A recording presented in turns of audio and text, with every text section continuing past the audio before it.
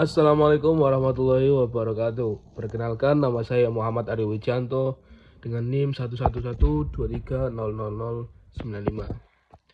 Senang banget nih bisa ketemu lagi di video kali ini. Pernah gak sih kalian tuh mikir pas kita buka keran di rumah dan airnya tuh mengalir, proses di balik layar itu sepanjang apa?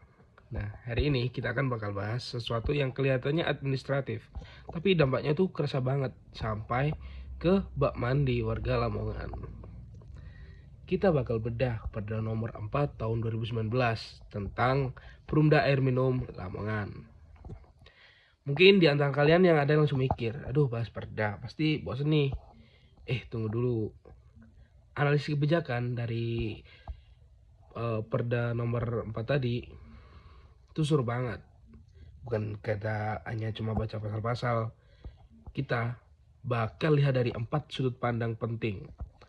Apa hasil nyatanya atau outputnya, gimana perubahan perilaku atau outcome, apa dampak besarnya atau impact. Sembai teori keren buat ngevaluasi ini, jadi tonton sampai habis ya. Oke, kita masuk poin pertama.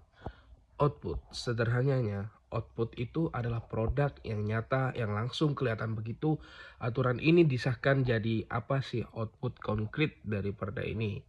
Yang paling utama adalah perubahan status hukum. Kalau dulu kita kenalnya PDAM. Nah, lewat perda ini dia resmi dan legal berubah wujud menjadi Perumda Air Minum Lamongan. Perubahan ini menyesuaikan sama peraturan pemerintah nomor 54 tahun 2017 tentang BUMD. Gak cuma ganti nama doang ya teman-teman.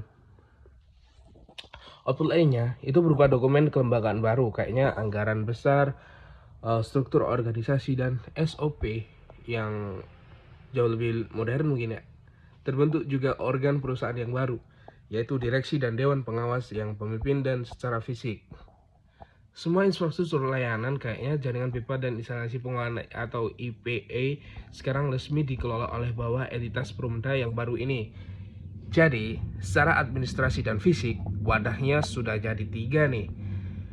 Melangkah ke outcome. Nah, setelah wadahnya jadi, apa efeknya ke kelompok sasaran?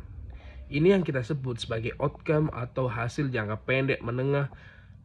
Bayangin, setelah regulasinya diperbaiki, cakupan layanan air minum perpipaan di Kabupaten Lamongan ini langsung meningkat pesat. Wilayah perkotaan sampai ke pedesaan.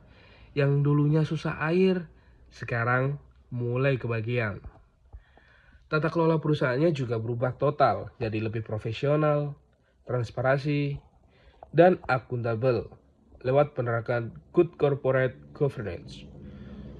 Buat kamu yang langganan, yang penting berasa pasti kualitas airnya yang makin membaik dan memenuhi standar baku mutu nasional. Hebatnya lagi, tingkat kebocoran atau teknisinya non-revenue water berhasil ditekan karena operasional jauh lebih efisien. Ujung-ujungnya apa?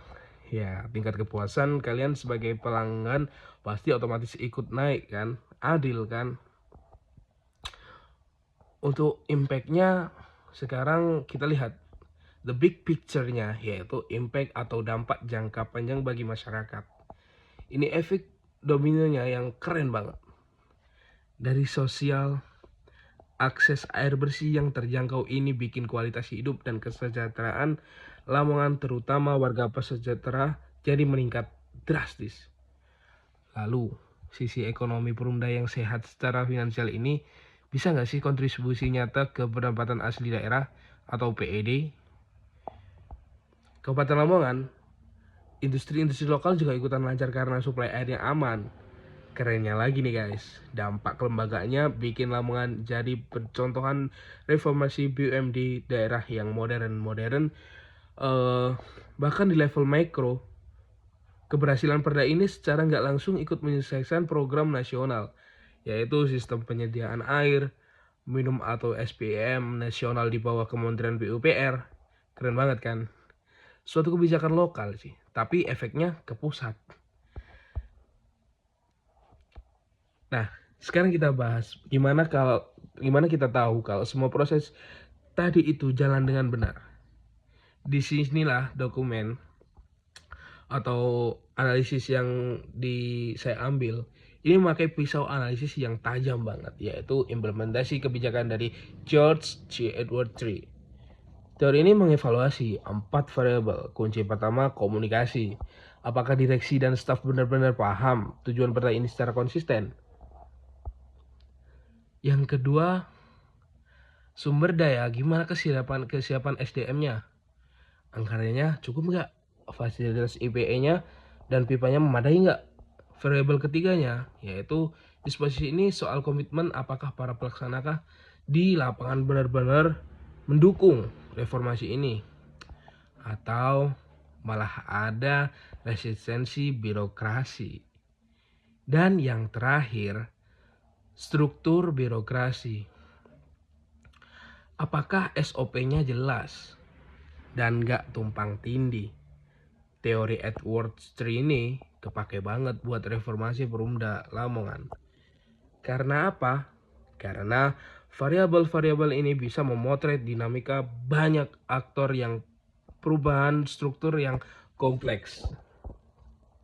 Untuk kesimpulannya, teman-teman, outputnya adalah perubahan wadah hukum formal, outcome-nya adalah pelayanan air yang makin prima, impact-nya adalah kesejahteraan warga Lamongan, dan semua itu dievaluasi dengan rapi lewat teori Edwards III.